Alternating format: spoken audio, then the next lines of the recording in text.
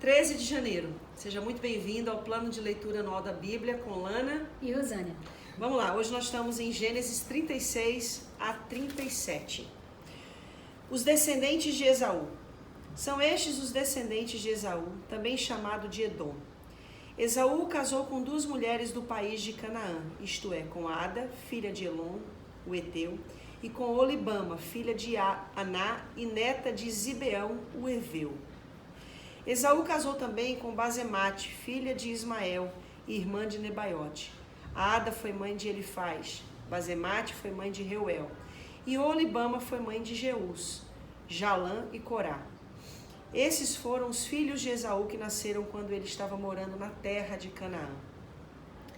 Depois Esaú foi para outro lugar com as 2 mulheres, os seus filhos, as suas filhas e toda a gente da sua casa, separando-se assim do seu irmão Jacó. Esaú levou consigo todas as suas ovelhas e cabras, todo o seu gado e tudo o que havia conseguido no país de Canaã. Esaú também saiu dali porque a terra em que ele e Jacó estavam morando era pequena demais para os 2. Eles tinham muito gado e por isso não podiam ficar juntos. Portanto, Esaú, também chamado de Edom, foi morar na região montanhosa de Seir. Segue a lista dos descendentes de Esaú, o antepassado dos Edomitas, que vivem na região montanhosa de Edom, também chamada de Seir. Ada, mulher de Esaú, teve um filho chamado Elifaz. Os filhos de Elifaz foram 5, Temã, Omar, Zefo, Gaitã e Kenaz. Com a sua concubina Tímina, Elifaz teve Amaleque. Basemate, outra mulher de Esaú, teve um filho chamado Reuel, e Reuel foi pai de 4 filhos, Naate, Zera, Sama e Misa. Esaú tinha outra mulher chamada Olibama, filha de Aná e neta de Zibeão. Os filhos dela foram Jeús, Jalã e Corá. Segue a lista das tribos que descendem de Esaú. De Elifaz, o filho mais velho de Esaú, descendem as tribos Temã, Omar, Zefo, Kenaz, Corá, Gaetã e Amaleque. Estes foram descendentes de Ada, mulher de Esaú. De Reuel, descendem as seguintes tribos: Naate, Zera, Sama e Misna. Estes foram descendentes de Basemate, outra mulher de Esaú. De Esaú, com sua outra mulher chamada Olibama, filha de Aná, descendem as seguintes tribos: Jeus, Jalã e Corá. Todas essas tribos são descendentes de Esaú. Os descendentes de Seir. As primeiras tribos que moraram na terra de Edom eram descendentes de Lotã, Sobal, Zibeão, Aná, Dizon, Eze e Dizã. Todos eles filhos de Seir, o Oreu. Lotã foi o pai dos grupos de famílias de Ori e de Omã. Lotã tinha uma irmã chamada Tímina. Sobal foi o antepassado dos grupos de famílias de Alvã, Maanate, Ebal, Sefô e Onã. Zibeão foi pai de 2 filhos, Aiás e Aná. Este Aná foi o que descobriu as fontes de água quente no deserto, quando estava tomando conta dos jumentos do pai. Aná foi o pai de Dizon, que foi o pai dos grupos de famílias de Endã, Esbã, Itrã e Querã. Aná também foi o pai de uma filha chamada Olibama. Ezer foi o pai dos grupos de famílias Quibilã, Zaavã e Acã. Dizã foi o pai dos grupos de famílias de Uz e Arã. São estas, portanto, as tribos dos Oreus da terra de Edom: Lotã, Sobal, Zibeão, Aná, Dizon, Ezer e Dizã. Os reis de Edom. Os seguintes reis governaram a terra de Edom, um depois do outro, no tempo em que Israel ainda não tinha rei. Belá, filho de Beor, da cidade de Dinaba; Jobabe, filho de Zera, de Bosra; Uzã, da região de Temã; Haddad, filho de Bedade, da cidade de Avite. Ele derrotou os midianitas numa batalha na terra de Moabe. Sanlá, da cidade de Masreca; Saul, de Reobote, do rio Eufrades; Baal, Anã, filho de Acbor; Haddad, da cidade de Paú, nome da mulher dele era Meetabel, filha de Matrede e neta de Meezabe.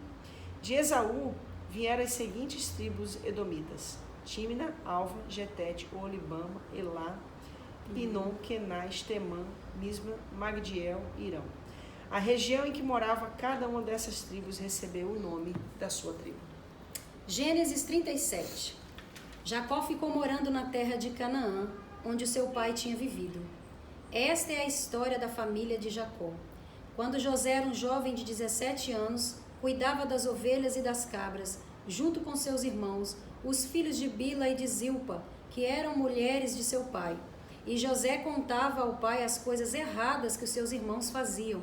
Jacó já era velho quando José nasceu, e por isso ele o amava mais do que todos os seus outros filhos.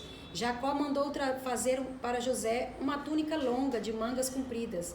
Os irmãos viam que o pai amava mais a José do que a eles, e por isso tinham ódio dele e eram grosseiros quando falavam com ele. Certa vez, José teve um sonho e o contou aos seus irmãos. Aí é que eles ficaram com mais raiva dele, porque ele disse assim: escutem, que eu vou contar o sonho que tive. Sonhei que estávamos no campo amarrando feixes de trigo. De repente o meu feixe ficou de pé, e os feixes de vocês se colocaram em volta do meu e se curvaram diante dele. Então os irmãos perguntaram: quer dizer que você vai ser nosso rei e que vai mandar em nós? E ficaram com mais ódio dele ainda por causa dos seus sonhos e do jeito que ele os contava. Depois José sonhou outra vez e contou também esse sonho aos seus irmãos. E ele disse assim: eu tive outro sonho. Desta vez o sol, a lua e 11 estrelas se curvaram diante de mim.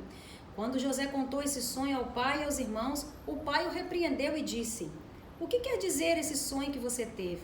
Por acaso a sua mãe, os seus irmãos e eu vamos nos ajoelhar diante de você e encostar o rosto no chão? Os irmãos de José tinham inveja dele, mas o seu pai ficou pensando no caso. José vendido e levado para o Egito. Um dia os irmãos de José levaram as ovelhas e as cabras do seu pai até o pasto onde ficava perto da cidade de Siquém. Então Jacó disse a José: venha cá, vou mandar você até Siquém, onde os seus irmãos estão cuidando das ovelhas e das cabras. Estou pronto para ir, respondeu José. Jacó disse: vá lá e veja se os seus irmãos e os animais vão bem e me traga notícias. Então dali do vale de Hebrom, Jacó mandou que José fosse até Siquém e ele foi. Quando chegou lá, ele foi andando pelo campo.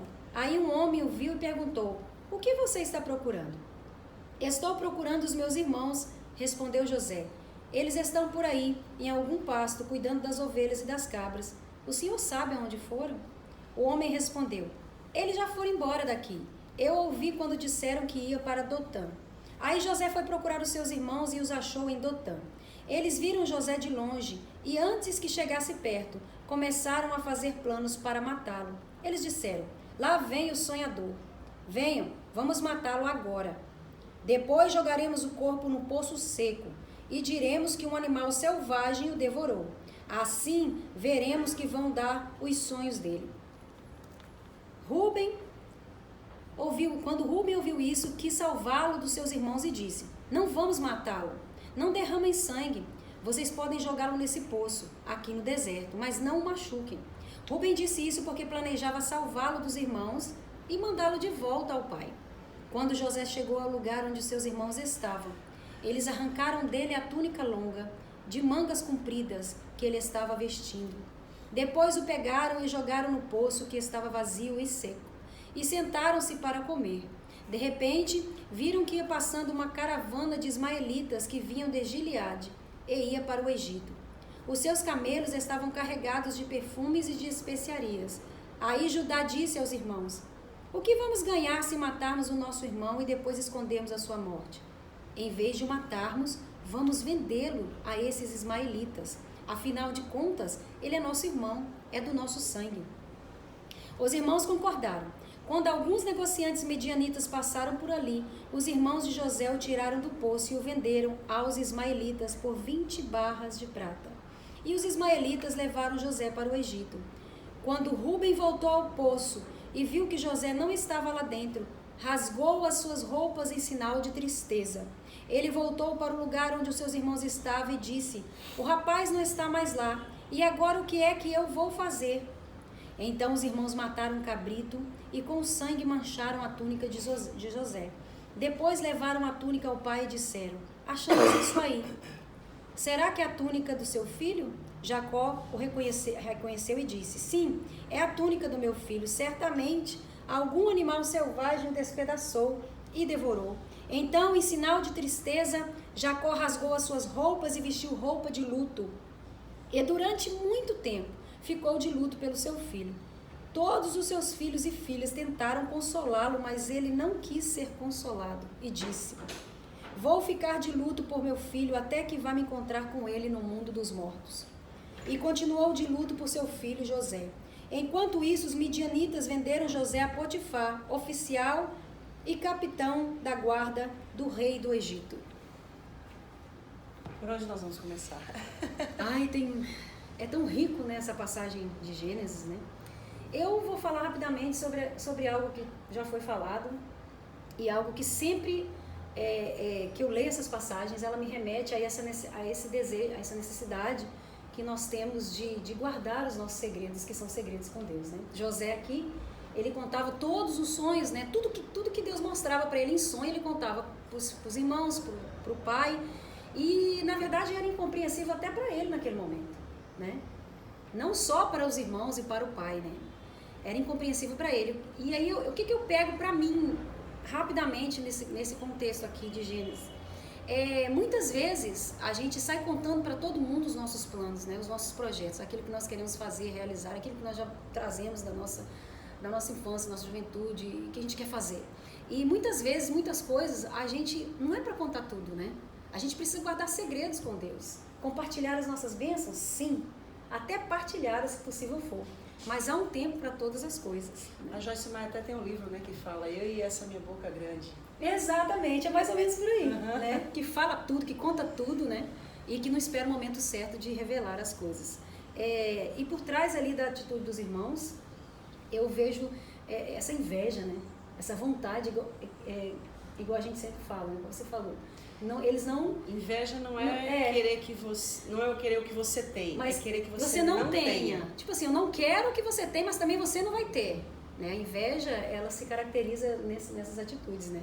A inveja, ela é um mal guardado, muitas vezes escondido, secreto, que nem a pessoa que tem, às vezes, percebe que está lá. Né? Ela traz um monte de justificativos para si mesmo, do sentimento, às vezes, que tem com alguém, mas não admite que está tendo inveja e que não quer a bênção do outro. Né? E é exatamente o que a gente vê nesse texto, né? Uma coisa que me chama muita atenção nesse texto de José é o versículo 24 de Gênesis 37. Depois o pegaram e o jogaram no poço que estava vazio e seco e sentaram-se para comer. A pessoa fez mal ao outro e foi comer. Deixa lá e vai viver a vida como se nada tivesse acontecido. E o mais interessante que a gente precisa saber aqui é que nós estamos falando dos patriarcas. Nós estamos falando dos nossos exemplos na fé. Dos bisnetos de Abraão. Ou seja, aqueles que conheciam a história de Abraão, do Deus de Abraão. Dessa linhagem. Então, existem muitas pessoas que conhecem a Deus, têm relacionamento com Deus, conhecem a palavra, e muitas vezes agem assim, traiçoeiramente. É muito forte isso. Muito forte. Porque a palavra deveria encontrar nos nossos corações uma possibilidade de nos livrar de nós mesmos. Porque isso só revela a maldade do coração do homem. E só nos mostra o quanto que é importante fazer o que você falou. Vamos guardar os nossos sonhos, esperar o nosso momento certo para se falar. Porque nem todo mundo está preparado para ouvir o que você tem a dizer. Ou para ouvir o que você tem certeza que Deus tem para você. Eu vi recentemente, acredito que cabe aqui no que a gente está falando, uma estatística sobre redes sociais.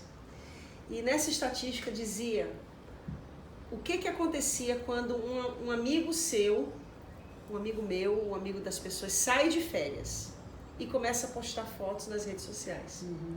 E o que ficou mais impressionante para mim é que a maioria das pessoas que veem as fotos, elas não só se incomodam, como elas não gostariam que você estivesse ali. Olha que coisa terrível. Se aplica. Eu fiquei extasiada com isso. Ou seja, ao invés de se alegrar com as suas férias, de se alegrar com o momento de regozijo que você está tendo, acho que bom, né? Muitas pessoas se incomodam. Isso é terrível. Isso é um mal escondido. E não tinha nada a ver com site cristão, com estatística evangélica. Estou falando de mundo mesmo, de a realidade do ser humano. É algo terrível. Bem, mas eu vou concluir falando de dois homens que me chamam muita atenção em Gênesis 36, que foi Aná e Haddad. Quem são esses homens? No meio de uma lista de genealogia, porque em Gênesis 36 a gente tem a genealogia, os descendentes de Esaú. E quem é Esaú? É aquele que chorou clamando para que o pai o abençoasse, e o pai disse para ele, olha, não sobrou nenhuma bênção para você. Gente, isso é forte, porque nós estamos falando da descendência daquele que não teve a bênção da primogenitura. Os filhos de Jacó tinham toda essa possibilidade mediante a bênção que receberam. Mas e os filhos de Esaú? Que possibilidade tinham? Que possibilidade de descendência deles tinham? Mas a Bíblia me mostra que esses homens, mesmo não estando debaixo dessa mesma palavra de bênção, conseguiram fazer a diferença, conseguiram despontar. Isso me remete à seguinte questão. Existem aquelas pessoas que nascem em famílias desfavorecidas, existem aquelas pessoas que nascem em um teto desestruturado, sem o conhecimento de Deus, sem promessas, sem as bênçãos, mas que não assumem uma posição de comodismo. Eles tomam posse da sua história, né? Não se conformam com aquela situação e mudam a sua própria história. Exatamente. E é isso que acontece com Aná e com Haddad. Eles não se conformam. E Aná descobre as fontes de água quente. No meio do deserto, ele descobre as fontes de águas. Ou seja, não se conformou. Cavou e encontrou fontes de águas em lugares onde as águas eram impossíveis de serem encontradas. E Haddad é aquele que vem e derrota os midianitas numa terra, na batalha em Moabe. Ou seja, homens que fizeram a diferença. Não importa a sua base, o seu background, existem pessoas que vivem justificando. Porque não vieram de berço cristão, porque não foram ensinados por causa disso. Porque não teve um lar estabelecido. Aí se apegam nisso e comprometem a sua história. Para tentar justificar os fracassos. Pode ser muito diferente. Sim, a gente sabe, a gente não está anulando o que isso pode causar. Exatamente. Mas a gente está querendo te dizer hoje que isso não pode definir o seu futuro. Você escreve a sua história. Isso não pode definir o seu destino. Assim como esses homens, ainda que não tivessem a bênção sobre eles, eles definiram o seu destino, o seu futuro, tomando uma posição de luta. Levante-se, lute, o Senhor vai reverter toda e qualquer sentença contrária à sua vida. Em nome de Jesus. Há bênçãos para você. Amém?